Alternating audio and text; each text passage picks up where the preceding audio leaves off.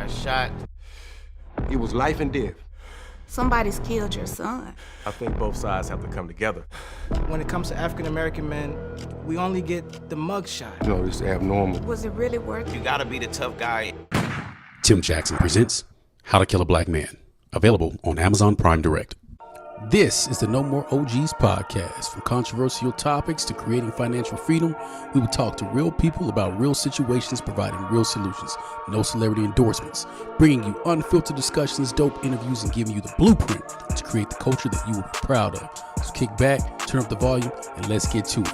Here's your host, yours truly, Mr. Purpose on Demand, Mr. Retired at 37, Mr. Tim Jackson.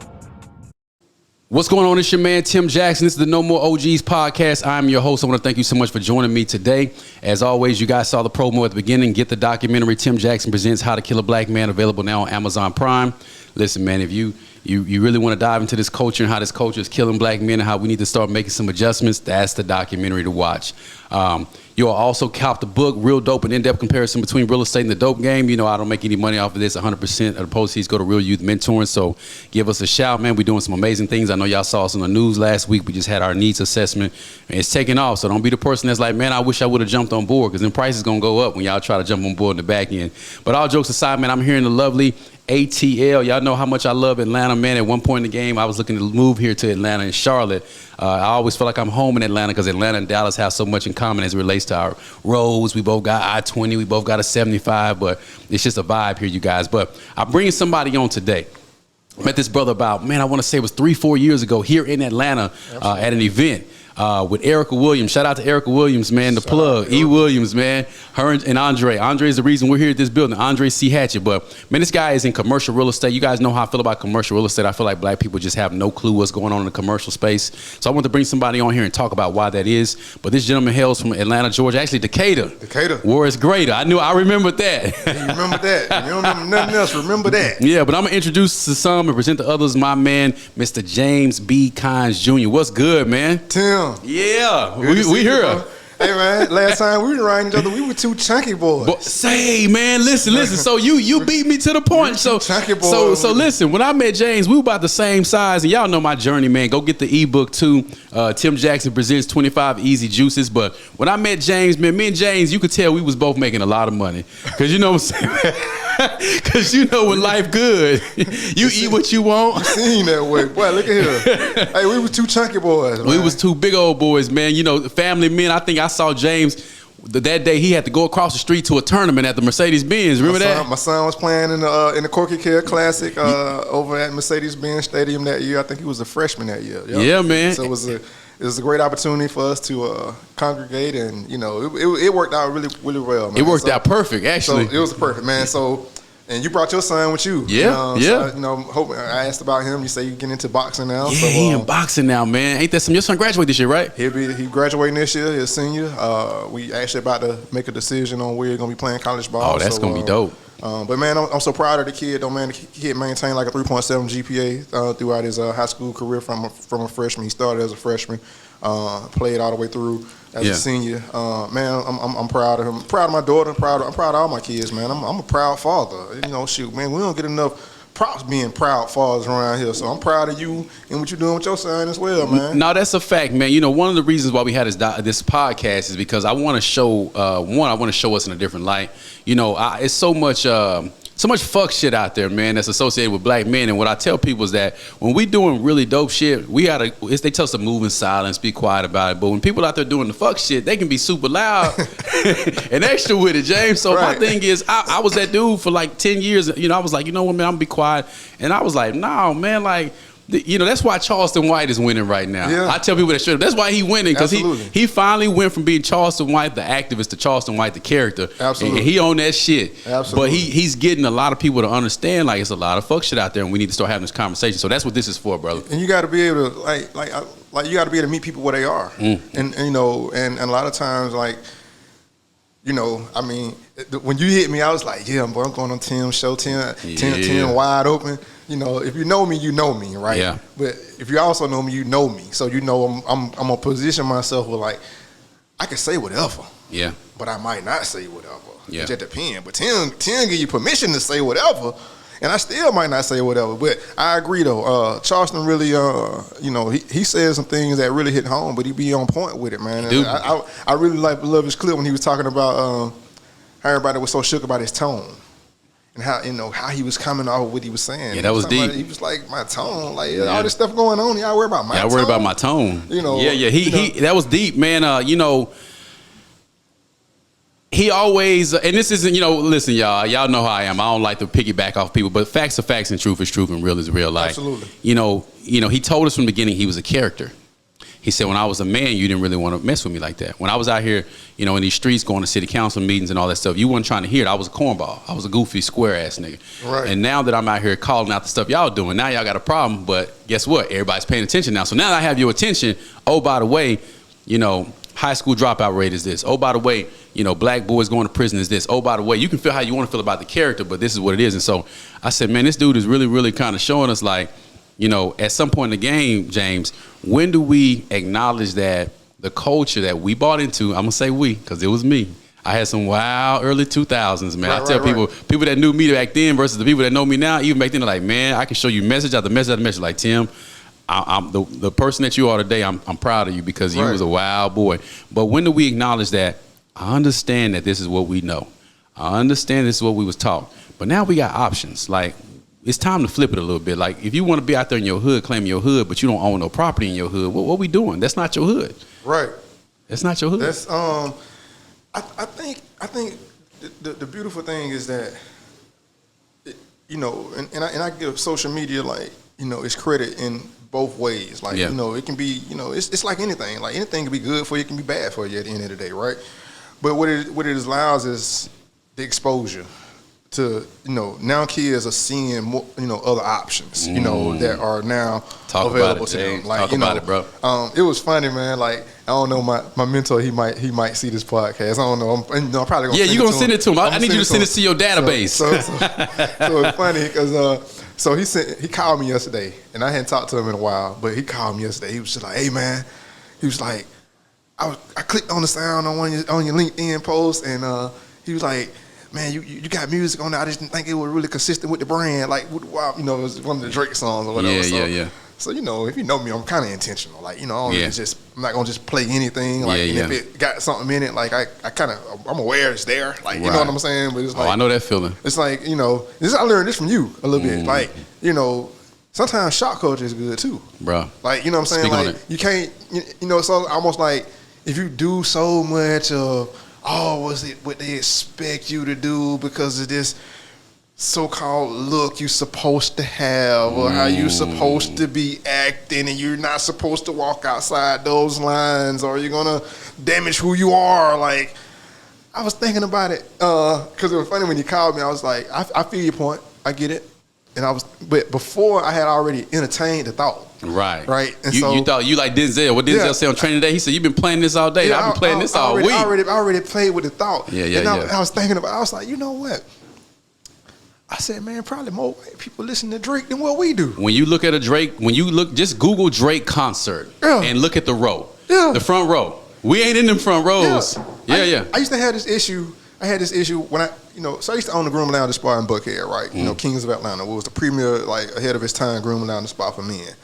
And, I used to really be intentional about setting the ambiance in a way that it was really laid back, mature, grown manish. That's the crowd I desired to attract or whatever. Because, I just always believe, they going this way, go the other way. Like, so if every shop I go into playing hip hop and beating bass everywhere I want to go do the opposite. It ain't for to listen to it in the car on the way to the house, but I want to do the opposite in here. Yeah. But I used to always look at this thing, and the disparaging of this thing, it kind of bugged me out. I used to go to the restaurant across the street, eat lunch, right? Yeah. I think it was an Asian-owned, establishment. They playing Lil Wayne in all this complexities. They playing Dre. They playing everything else. Yeah. So my mind kind of, was like, why when I come in their establishment and they playing our music, it's part of their ambiance? If I'm playing that same music in my establishment, it's a hood establishment. It's the double standard that black men specifically have. It's crazy. And it's like, I get that. black people don't make any money off of what we call black culture. We tend to be the puppets of black culture. We tend to be the performers of black culture. And there's this double standard, like a black man like me and you, like the whole documentary, How to Kill a Black Man, talks about like, we have to be all these things, but we're not recognized as anything. Right. And the moment that we say, I want to do something different, then it's like, no, nigga, come on back over here into this box. Well, so we talking about commercial real estate.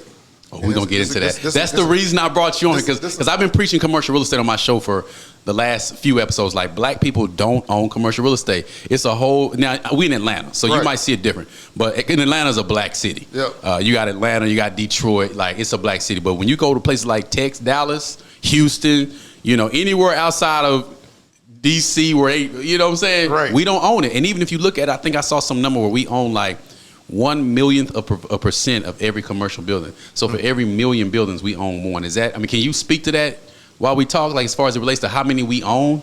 And Atlanta's an anomaly because it's Atlanta. So the ownership capacity, it would be relative and kind of challenging for me to speak to it because I don't know all of the owners per se. And like you say, I don't know who that one in the million is that are owning commercial real estate. You know, I do know with some players in the game that's doing quite well. A lot of them, like you say, they don't want to be known for it though. They want to do it behind the scene. They want to be quiet about it, like it's like it's a hidden secret. So, but to the point, it's like even when.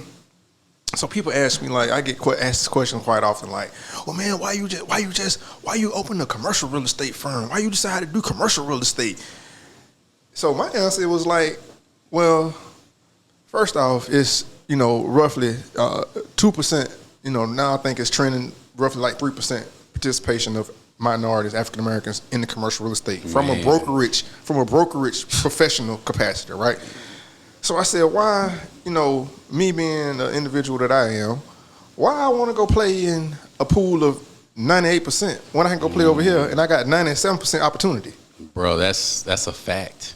I got 98% opportunity to go and carve out 0.5% a share or even 1,000,000% of a share of this market space. Of a $1 trillion industry. That we represent 2% of. So I was just telling my team this morning because I'm restaffing, I'm revamping my organization because we looking to do some different types of training. We looking to do more ownership, broker development, buying buildings, leasing them up, you know, either holding them for income producing or putting them back on the market for investment sales. Like it's just, I'm being exposed to so much now, and and the people that need to be around me are coming around me. Everybody like, oh, you should be this, or you should be. Hey man, don't rush God time. First off, say it again. You know, you will put as many wrong people around you rushing God time. Bruh. Than if you sit back and allow Him to send the people to you at the end of the day, and that might take confirmation. years. I don't know who needs to hear that. But that's what this Atlanta trip has been for me. Confirmation. That boat will sink fast in the mud, adding the wrong people to it. I say on this show a lot of time, we got to get out of business trying to convince the wrong people to do the right thing. Absolutely, absolutely. That's draining. You preaching, bro? That's draining, and that's headachy at the end of the day because you know. To your point, as far as the exposure and why we don't own as much, you know, to be honest with you, like. When the information is being presented, we don't, you know, we have a problem receiving it. You know, we don't want to receive the information. So let me pop. Yep. James has never watched this podcast. James is new to this platform, and he's literally reciprocating what we talk about every show. You can't convince the wrong people to do the right thing. And within our community, too often, when the message is coming from us, we don't want to receive it.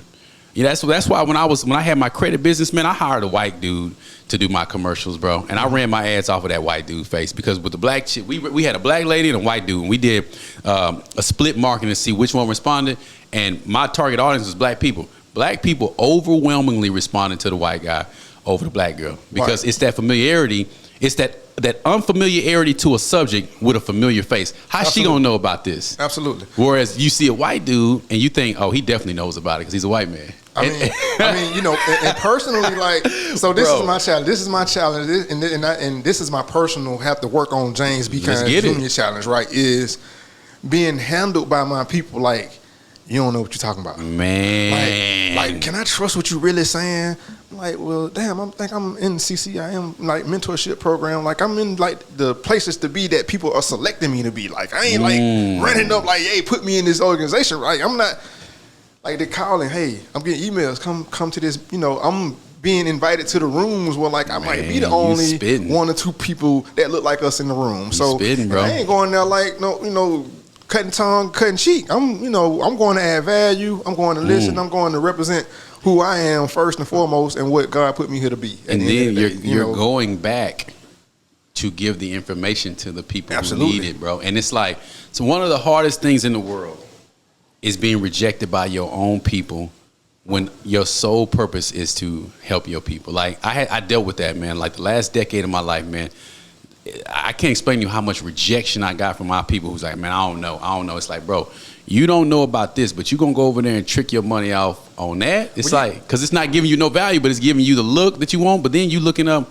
you blaming everybody but yourself when, you know, we had an area in Dallas kind of similar to like the West Side. Okay. Like, the West Side ain't the West Side no more in Atlanta. Right. At all. It's something else right now. It ain't the West Side. It ain't the West Side I knew when I was coming Atlanta, here. Atlanta has, like, this whole downtown area, this whole area. Morphed. Like, it's, I mean, so I'm from Decatur, right? Yeah. I'm gonna try to go to my Facebook page and find my Facebook posts when I was telling people in Decatur. I made a post about it. It was 2015, 2016. I said, I was making the same post. I said, it's coming. Y'all get ready. It's coming your direction. And so, you know, we've done a couple of transactions, and, you know, this is through my residential company with, you know, $300,000 in Decatur. You know, I helped my dad sell his house in Decatur. Like, he got a monster deal for it. Like, I was like, Decatur, it's coming over that way to the east side. So, but again, like, I'm sitting like begging folks to buy. Like, well, just call me. Let's have conversations. Let's talk about strength. Like, a lot of people, like, and that's the thing about commercial. Like, cause I get this all the time. Like, people, like, I go to an event or something like that. Now all of a sudden you want to talk about what you got a vision for, and I'm like, I can't get all that in this conversation right now, bruh. This is a process. Like, you know what I'm saying? I gotta help get you together so we can even move to the next step. So now, this is so refreshing. But go ahead, my man, because we haven't had a conversation about this before, have we? Absolutely not. This is our first conversation about hit this. Me 2 weeks ago saying I'm coming to Atlanta. I'm doing a podcast. I want to talk about commercial real estate and, you know, black ownership in commercial real estate. I said, let's do it. I knew we were gonna do it, but I know me and Tim are gonna have a great conversation. Absolutely. I mean, I've done podcasts before, but I had a true desire to sit down with you on your platform because, you know, ain't no more OGs out here. Like, it's not, man. I'm get these folk this game out here. So when I post, even to, like, how I market myself sometimes on social media, like, you know, like, I like all kind of music, but I understand, like, you know, what catch our attention.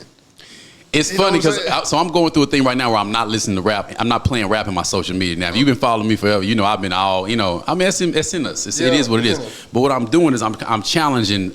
Everything I do is calculated. I'm always getting ready for that next documentary. Y'all always fall into it too. Y'all be like, man, what's Tim doing? And then bam, I hit you with something. But I want to talk about what you just said. Mm-hmm. There's an area in Dallas called Pleasant Grove. That's where I'm from. Then you got Oak Cliff, South Dallas.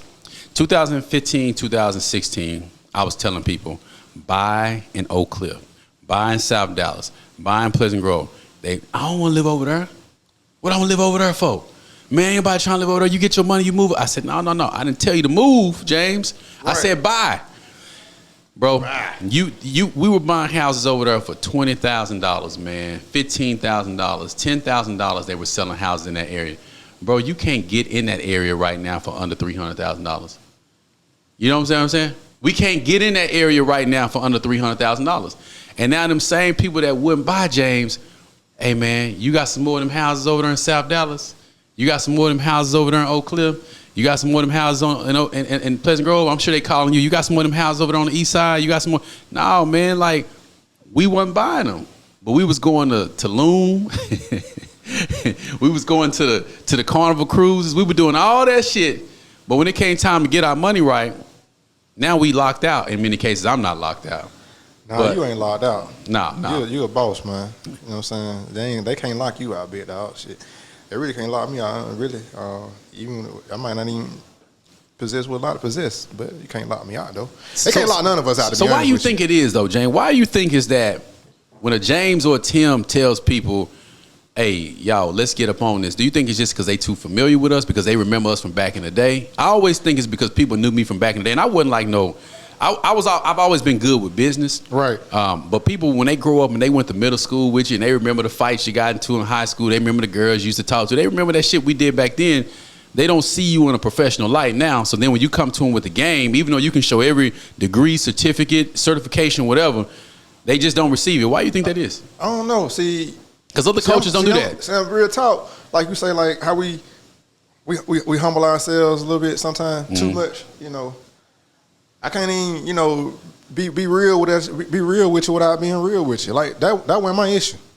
Okay, what's your issue? You know, in my regard, I've always, you know, been thrust in the level of leadership, or revered some type of way in that capacity. So I wasn't, the dirt we do, the dirt we do. But at the end of the day, like I was more revered for being a student athlete, honor roll, student body, you know, kind of leadership type. So I've always had like, good people that would, I could lead to great play. We could do good things. We can make greatness out of things that were good. So so it was definitely like so that was my issue as far as that was concerned. Okay. My father was a minister, so I grew up a PK. So I had that entire umbrella of expected behavior, kind of placed around me. Although the moniker is PK kids are the worst, you know what I mean. So I think I did my worst, but my worst wasn't as bad as a lot. Or let me say the stuff I didn't get caught doing. Let me put it. We didn't have social media back then. We didn't have social media. You know what I'm saying? And if we had Instagram or Facebook, it probably would have been a different story. It would have been a problem. Some stuff would have been caught up. But and I always say it was just that grace that sometimes you didn't get caught because just God really looking out for you at the end of the day. And that one that you wasn't involved when you weren't close to it. I remember hanging out in places. The Lord watch over babies and fools, and we wasn't no babies, right? Like I'm hanging out in places where I'm not truly, participating in the activity, but the activity could catch me up. A phone call away. I explain to people all the time. I say, man, the streets is a phone call away. Absolutely. You know what I'm saying? I think it's just a matter of continuing, beating the message. Right. Because again, to your point, man, you can't convince everybody to do, stop trying to convince, the wrong people to do the right thing at the end of the day. And as we continue to expose ourselves, and I think I think as a culture, we real big on, how we model, how we follow success, I would say. We kind of follow success in a way of, shit, if he got the more money, he must be right. A nice car. Yeah, he got a nice car. He must be right. He must be right. Easy way to trick a black person is pull up in a nice car. Yeah, he must be right. Yeah. You know what I'm saying? He must know what he's talking about. Yeah. And I'm like, nah, he might just know how to hustle. Like he might just know how to scam your ass. He might just. But James has never watched the podcast, and he's regurgitating. But I don't put that out there. Because we can't. Because a lot of people hustle. It's like, and then we had this thing within our community where we can't hold each other accountable. We got to suffer in silence, right? If we know, I always say, I can spot some fuck shit a mile away. But if I say something about it, then I'm hating. I'm not going to hustle. So it's like, at what point in the game do I sit back and watch y'all fall for the bullshit? Or do I speak up and say, hey, that's bullshit. Now I got to deal with the consequences of speaking up and deal with the bullshit, which I'm okay with that too. Right. But it's like, at what point in the game do people start just taking an extra 30 seconds or extra minute or extra hour to just do some research on it and say, wait a minute, this dude has credentials. Like with me, people are starting to see now, okay, Tim was really, really right about all this stuff. Like he get it now. But, like they say you can't be a prophet in your own land. It took for me to get out of Dallas, even though I've done a lot in Dallas as a zoning commissioner, everything. We're going to talk about that. But it took for me to get out and come back with people to realize, oh, he was on to something. I think so I went away to college, but I wasn't doing real estate when I went. Real estate was something I kind of fell into. I kind of say fell into it, but I was kind of pulled back into it based off of what I was doing when I was working. I was recruiting athletes for a business management firm. Right. And then I was called into professional barbering. That was what I considered was a divine call for me. But had it not been for that call of going into the shop, like the idea for me getting my real estate license probably never would have came to me, honestly, because I was Talk about that. So it was funny. I was, I love doing transactions. My corporate career was selling office equipment. And that's how I got the itch to do business to business, which is, when people talk about the different types of, real estate transactions, residential versus commercial, I often say, the comparison is more so residential is more business to consumer. Commercial is more business to business. You know what I'm saying? It's a fact. And then I would say like, you look at residential where you have like thousands of companies, that you can just, say, hey, I want to hang my license with you, and they may invite you to come in. Not in commercial. That's kind of like, to me, like the NCAA, like, what I'm saying, versus commercial is more like selective. Yeah. Like they picking who they want to play on their team. Bro. Like, so your ass, you getting drafted to come play on somebody's team, and they watching, watching you. Yeah, so it's like the league. Commercial real estate has produced more millionaires than the professional sports league. Absolutely. You know what I'm saying? And so when people ask me why commercial real estate, why not commercial real estate? I'm 2%. It's 2% representation of ownership of brokerages in the CRE space. So for me, I just saw opportunity, and now it's about really perfecting a system for what we do and how we do it. I was doing transactions from behind the chair when I was barbering full time, and so suggested that it sounded like I was doing business brokerage, because I was trying to figure out what that next niche for me was going to be. That dealt with transactions, because I want to be back in a transactional space, because in my estimation, you make the most money when you're doing transactions. Absolutely. I did well, selling office equipment, even in real estate, I had some up years, some down years, so it's, some good transactions, some transactions that didn't close, that's the name of the game. That's the name of the game.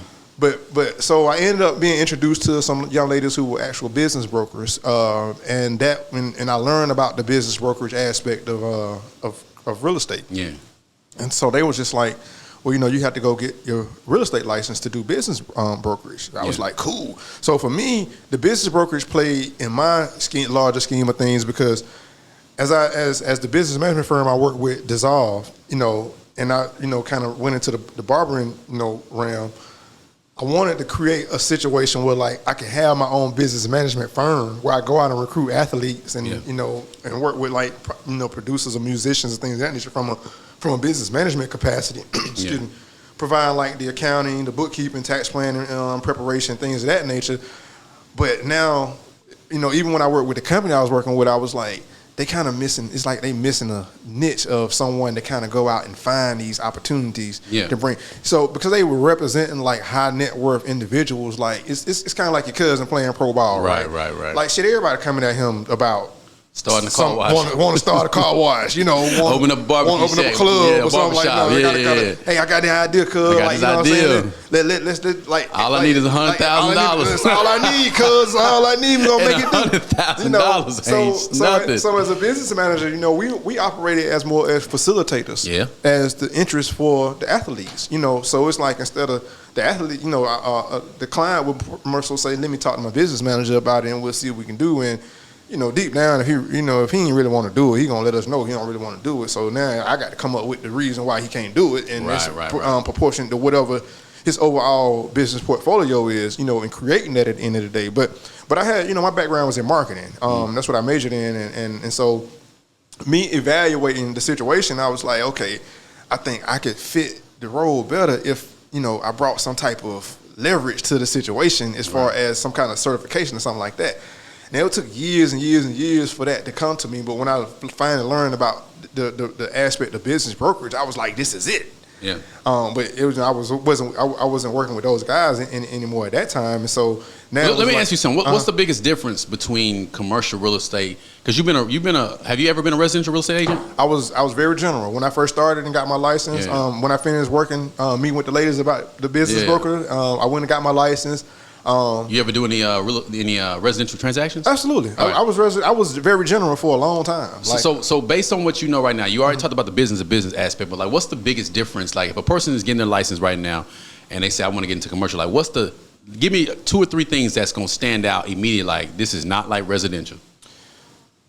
Again, it's like it's like the NCAA versus the pros. It's like LeBron James. Like, you can either go play NCAA or you can go straight to the league. Like, you know what I'm saying? But ideally, like, so kind of pick up where, you know, where as far as my progress, because I was that person. Like, you know, so I was okay, I got my license, but, you know, at the time I had a massive clientele of clients that were coming to get their hair cut by me. So that was in Buckhead. And I lived in Cobb. They were in Lawrenceville. I was like, yeah, how I'm going to go work with these ladies? They in Lawrenceville. I got clientele. Like, it was...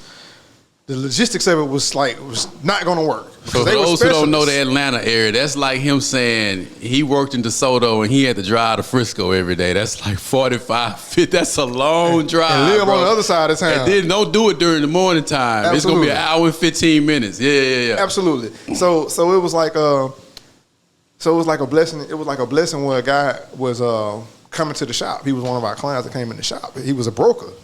And he was like, you know, I heard you got your license. You want to hang with me? With me, you know, my office right at the street. So I was like, that might be the stick. Like, that might be the lick.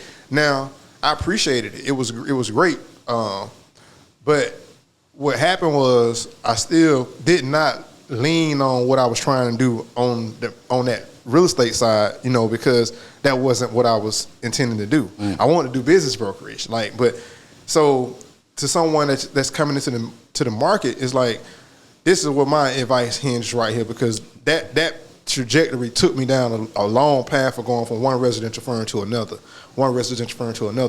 until I ended up doing the REAP program in 2016. And REAP is the Real Estate Associates program. They got a branch in Dallas that they do out in Dallas as well. But REAP really helped expose me to all aspects of commercial real estate, so that now I began to really understand where I need to quote unquote specialize my interest. But find your niche. But what I would say is to that some young professional who is interested in, you know, what I want to do residential, whether I want to do commercial. So the first thing I would say is you have to understand like how you like to approach business. Like, do you like to deal with people from a quasi-emotional perspective, or do you like to deal with opportunities from more of an analytical perspective? Okay. And I would say that because, like, so with residential, it's a lot of, you know, say for example, you're dealing with a first-time homeowner, or somebody that, you know, 100% emotional. Emotional. Yeah. You know, even if they're somebody looking to, you know, do a resale or repurchase on one, it's still levels of emotion involved with it, because why are we moving? You know, are we moving? My life is tied to this. Yeah. My children were born in this house. Absolutely. Like, yeah. And I need you to handle this with care. And you're making the move for the children, probably for the most part, because you want your kids to be in a different school zone, or you know. So it's so, like, I remember moving back to Atlanta, and like my dad was like, what school I wanted to go to, and I told him what school I wanted to go to, and which was the Southwest DeKalb University, if you don't know. But but anyway, but he really went through like a roller coaster finding the house in the area when the time was perfect. I remember him specifically telling a real estate agent, you know, once asking her what school my son to go to if I buy this house, and she told him the wrong school, and he was like, well, I can't buy this house. We walked right at the house.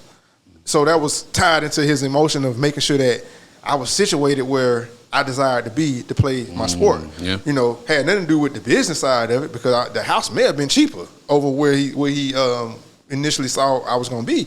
So if price came into play, he would have had to have a conversation with me. Hey, bro, I'm gonna have to buy this house over here because it's a business decision. You know, it's not nothing. You know, it ain't got nothing to do personal. with the personal desire for you want to play sports over it. Is one place. I got to make a decision based on the business of the financials. I got you. So if that was a commercial transaction, where I wanted to go to school wouldn't even been in the conversation. It would have been strictly about what the numbers look like and if it's gonna make sense, you know, from a financial business aspect for him to do that transaction or not. So understanding how you like to deal with people and how you like to do business is very important. Like, you know, from an analytical side, for example, working with business owners, working with investors, from a commercial side, like there are levels of analytical prowess that's going to have to take place from a research capacity, from a level of doing your homework both on your clients' needs, wants, and desires versus what the market is calling for. Say, for example, it's It's a triple net sale building. All right. So What does that mean? What does that mean? All right, cool beans. Yeah, So yeah. we're gonna do a little one-on-one on here. Let's do a quick one-on-one, and then we're gonna go into the final so anytime question. you see like say for example, like a Dollar Tree, a Dollar General, Yeah. those are just prime examples. Arby's, fast food restaurants, they do it as well. But they generally taking out or leasing, do long-term leases on those properties, on those lands. So it's an owner of that particular property who owns that commercial building. Now that fast food restaurant or that organization becomes a tenant in that building, begins to pay a lease, however long that lease term is, whether it's 5, 10, 15, 20 years, whatever they negotiate that term to be. Ideally for a longer term lease deal though, now it becomes income producing as a property. So if you as an investor, or say if we as a group of people decide to put together an investment group and say, hey, let's begin to target some of these triple net deals out here. So these are deals that are already turnkey and cash flowing money Like from an investment side that you do not have to go in and operate the business. So it's just money so when we talk about making money while you sleep, while you out playing golf, and Arby's over there flipping hamburgers and doing what they do, cooking where's the meat sign. You making money because they paying rent to you while you're doing what you got to do. So when you say triple net, like does that mean 3 people are making money? Like what is that? So triple net has to do more so with the structure of the term of the deal. So so you got so when you do triple net lease, for example, triple net in the lease, for example, would be like when you look at the terms, for example, whether you got CAM, insurance, taxes, all those are included. What's CAM? CAM is like common area maintenance. Okay. So like sense. all the areas where say if it's a multi-tenant, a strip plaza, that's what we call them, strip plazas in the hood, but it's usually called multi-tenant in the commercial real estate space.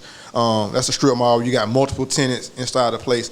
So that common area outside where the grass needs to be cut, the trash needs to be taken out, the parking lot maintenance, that type of stuff. All that stuff is considered to be common area maintenance, and that's truly going to probably be included in the lease term, for whatever that space is. Whatever the size of the space is kind of congruent to that. Okay. That's how it's attached to it. So just some quick terms. So generally you have your base. If it's a lease deal, you have your base lease plus the triple net costs, which in most leases is considered additional rent. I got you. One-on-one. So that's interesting because commercial real estate is a different beast, man, and I feel like black people specifically need to learn more about it because a lot of people call me all the time like, hey, I want to lease this, I want to lease that, I want to do this. I'm like, why don't we own these strip malls? Like, why don't we own these buildings? And when I look at, like, for instance, I had a gentleman come on who talked about hotels. He's into hotels, young guy.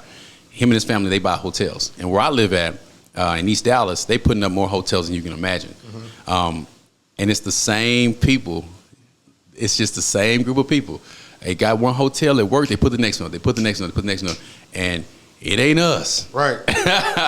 It ain't us. So I just feel like we need to start paying attention to stuff like you hear CAM, you hear triple net. Like when a person is talking like that to you, you shouldn't zone out and black out like I don't know what you're talking about. You need to ask questions like, what does that mean? Because what's going to happen is, like when I was a zoning commissioner, I realized how important it was to understand commercial real estate and also understand that zoning. Like you can't just go out and buy a building and put a barbershop in it if it's not zoned a certain way. Or you can't go put a club in it. The biggest thing was clubs and alcohol. People would go out and get these buildings or sign these leases, and then the lease wouldn't be zoned for, because in Dallas, I don't know how it is here, but not only do you have to go through the state to get a permit to have a liquor license, but the zoning has to permit you to be able to sell alcohol on the premises, and if you're not, then they can shut you down for that too. Absolutely. Yeah. So, I mean, I think like we obviously, identify levels of the problem. Like, you know what I'm saying? If we got time, I would definitely like to outline a couple of solutions. So let's outline it. We got about 10 minutes before we have to wrap it up. So let's outline it real quick. So let's take about 5 minutes to outline, and we'll wrap it up. So a couple of solutions. I think first off is, speaking to a professional, a commercial real estate professional, so that you can begin to understand like how much leverage you may actually be bringing to the table. A lot of times people ask me like, hey man, do you think my credit, gonna affect me from doing this and doing that? Like I'm telling them sometimes your credit might not even factor. Don't even matter in that transaction. Because what we're gonna do actually is we're gonna create a business entity. So you buying it through a commercial business entity to start with. So like, yes, your credit may may affect it and it may not. You just never know. It just kind of depends on what the asset looks like, because banks finance a little different when it comes to commercial transactions. I learned that this year. Yeah, it's not the same as you trying to go buy a house, and it's like really like, so we talk about the belief factor and what makes you, people don't, you tell people just stuff like this and they be like, no, you crazy, whatever. They think it's all cookie cutter, just how they've been taught. Okay, you gotta have, credit score, this, that, and third, or whatever, get finance, get approved. And bro, that's just the tip of the iceberg. That's the tip of the iceberg. And that's like, I'm telling you, we got the game. Man, we got the game so messed up. Like, we don't understand how deep this game is. Right. And then what happens is when we start going down that rabbit hole, we get intimidated because we never been there. Some of us, not you and I. Because we ain't talking to the right people. We're not talking to the right man. And I had a podcast where a guy said a lot. First, sometimes we don't know the right people to talk to. That's a fact. Absolutely. That's why I'm bringing people like you onto the show so I'm here, big dog. So people can understand. Like, there's a guy or a lady where you at that's doing exactly what you want to do, but you just got to know how to find them. You got to know how to sift through some of the fluff and the bullshit, and just do your due diligence and do your research. Absolutely.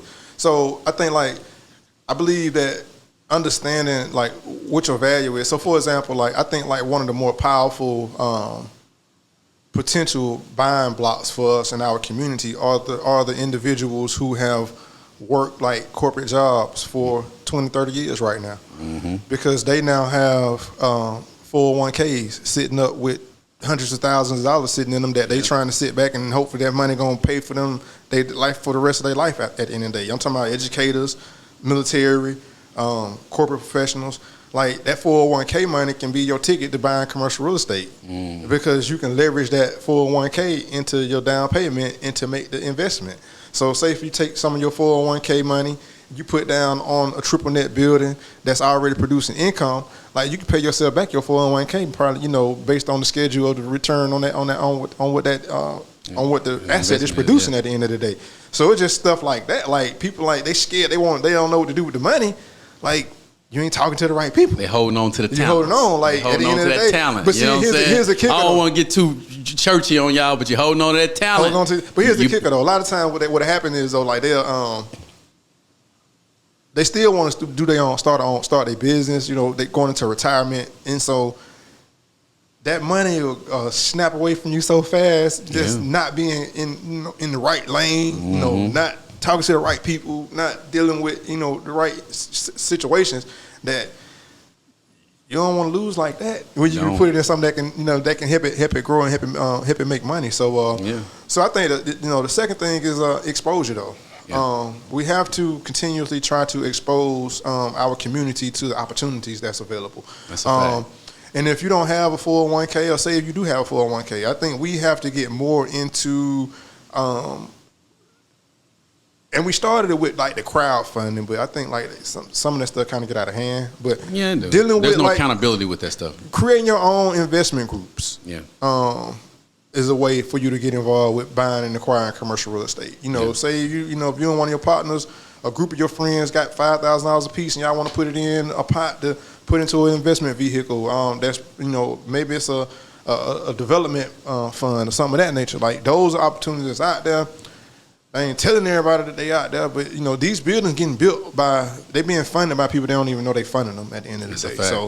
So you can play in that lane. So so I would say know your worth, kind of get talk to a professional, whether it's your accountant, find your commercial real estate professional, and start having conversations. You'd be surprised.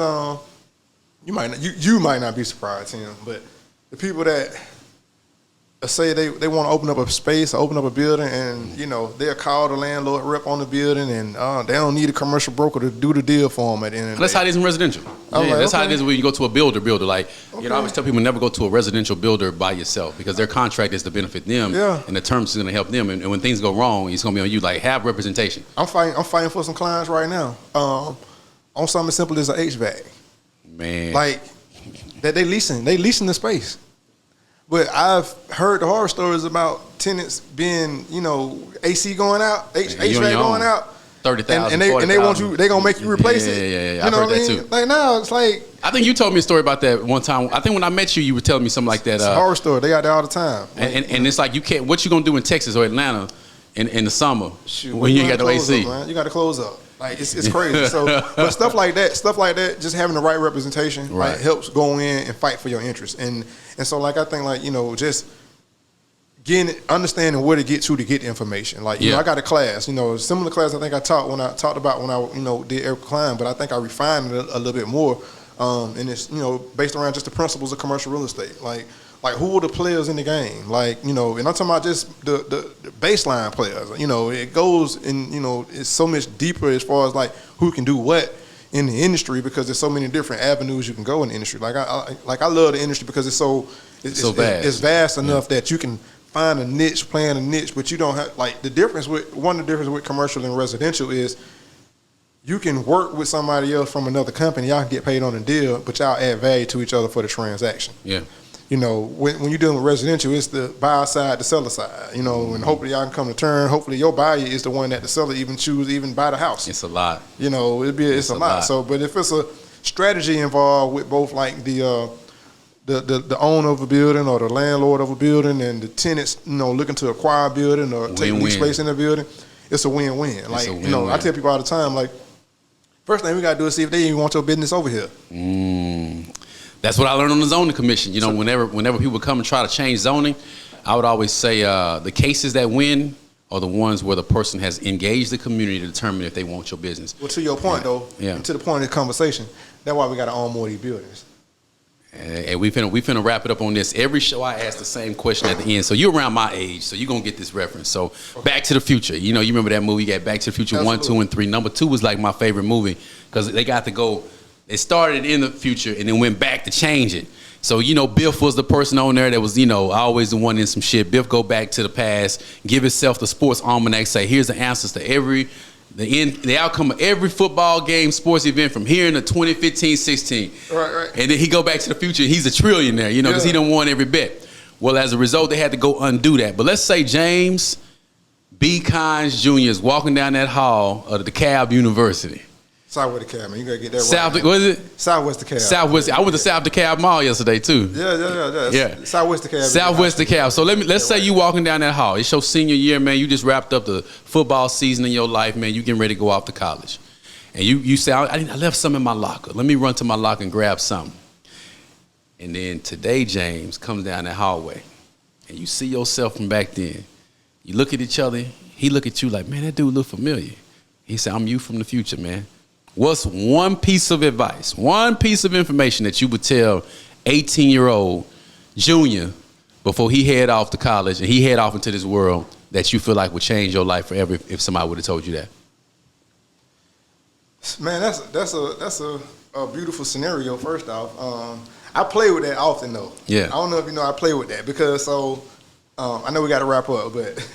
So how I play with that, obviously you talked about the boy from Back to the Future. I was thinking about Kane the Conqueror, how he traveled and he had the variants or whatever. So funny thing is, similar situation to what you described. Like, so I had a conversation with my dad. Like, I wanted to go play college football, which I ended up doing for like a year and a half. But prior to that, I had a conversation with my dad, and I was like, he was asking me what I was going to do, and I was like, I said, man, I think I'm gonna go to the military because I want to get in the office that I thought I desired, deserved or wanted to have, I would say. Yeah. And he was like, well, what branch you plan on going to? I was like, well, shit, I'm trying to go to the Marines. Mm-hmm. And he was like, the Marines? He was like, my dad was in Army. He was in the Army before, so he was like, nah, we ain't gonna be able to do that. I'm looking at him like, man, what you talking about? He's like, nah, we ain't gonna be able to do that Marine, shot. We ain't gonna be able to do that. So that's a different world. He said, you got to figure something else out. Yeah, my dad was Marine. They different, man. How we were brought up, we was different. So that's why I felt like I was different because of how we were brought up. So I was like, the Marines was the challenge for me. So he was like, nah, we ain't gonna be able to do that. So I played with the whole Back to the Future thing, like, where's my variant that went ahead and went to the Marines? Yeah. What is he doing now? Like, what did he become this? Yeah. What kind of person did he become? So you would have went? If you had to do it all over, you think you would have went? Yeah, I would have went. I would probably bucked on my dad at that time because see, the funny thing for me is I look at it now like the level of probably benefits and security that it will provide it for me as an entrepreneur right now. I literally just talked about that. So them veteran benefits, you can't beat them. You can't beat them. You can't beat them with a stick, and all you need is 6 months of eligibility in the military. So, you can't beat them with a stick. So he wasn't talking to me from my future plan. Like my granddad was an entrepreneur, so I kind of knew I wanted to some kind of way. I didn't know what I wanted to be entrepreneurial, but I knew some entrepreneurial was on me. So I think like I probably wouldn't have booked, but I probably would have told myself go on and go to the military. You know what? That's deep. And I know we finna have to wrap it up because we do, but that's deep, James. That's deep.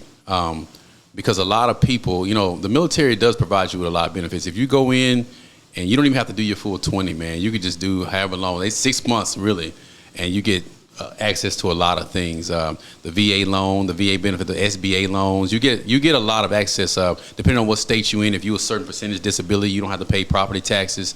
It's a lot that comes with it now. On the flip side of that, the Marines, man, they got it worse, man, because they got the the highest turnover rate, the lowest re-enlistment rate, and I got a partner that's retiring from the Marines this year. Matter of fact, I'm going to be in San Diego for his retirement.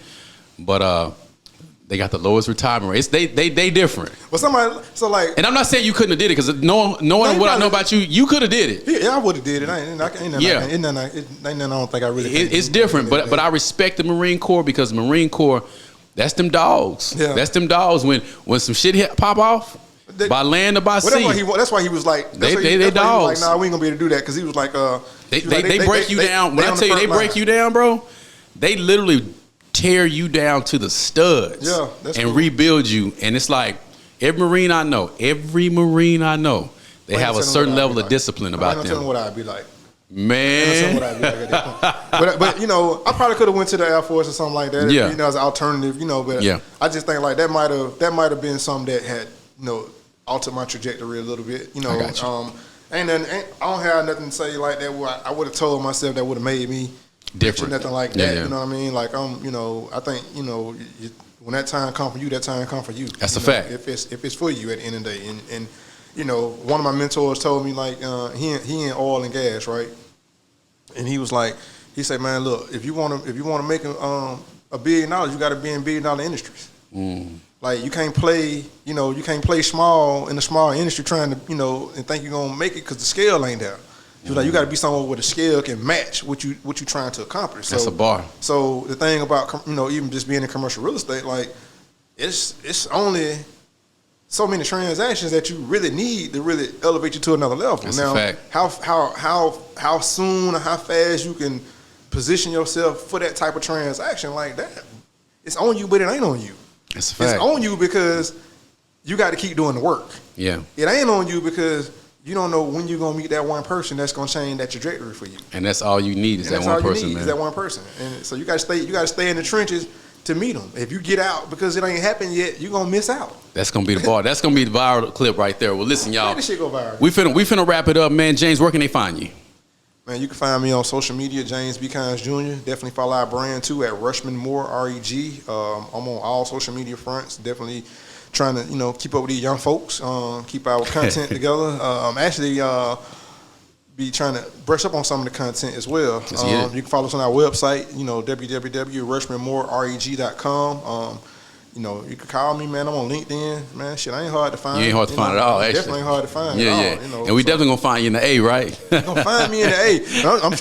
I'm working to get out the A though, man. I'm like you. I gotta expand my horizons. Yeah, I'm actually. I was in the process of moving out of the city of Dallas, man. I told my wife, I said, man, I'm tired of hearing people shooting every night. We live in the city, so we can't go to sleep without. Like it's like literally they having fun. It's to the point where if we don't hear gunshots, it's something wrong. Why ain't you shooting tonight? Dang. That's kind of what it is. But they sleep. Yeah, but the property value has quadrupled. But listen, y'all, this is your man Tim Jackson with No More OGs podcast. I want to thank you so much for tuning in. Be sure to give my man James B. Kynes Jr. a find on all social media networks. Get linked in with him. Get tapped in. Y'all, this is the culture. We are the future. We can't keep saying we didn't know, because I'm bringing it to you right to your face. You got to show up and get it just like you show up and get the other stuff. Be sure to get the documentary Tim Jackson Presents How to Kill a Black Man, available now on Amazon Prime. Also get the book Real Dope, an in-depth comparison between real estate and the dope game. It's about exactly what it sounds like. I don't make a single penny off that book. 100% of the proceeds go to real youth mentoring. And last, if you're trying to get like me and James, man, me and James up here looking like some models right now, man. Like, right. we both probably down 40 to 50 pounds. I know I'm down 45. You know what, man? You really need to understand that health is wealth. So be sure that you cop that juicing book, man. But also, man, just start taking baby steps, man. You ain't got to go do nothing drastic. Just start replacing meals. You know, start drinking a little bit more water than sugar, man. Start parking a little bit further. Start taking a walk, man. Because what's gonna happen is you're gonna wake up one day and wish that you would have done it. So that's all I got to say. Tim Jackson here at the No More OGs podcast. I'll see y'all soon.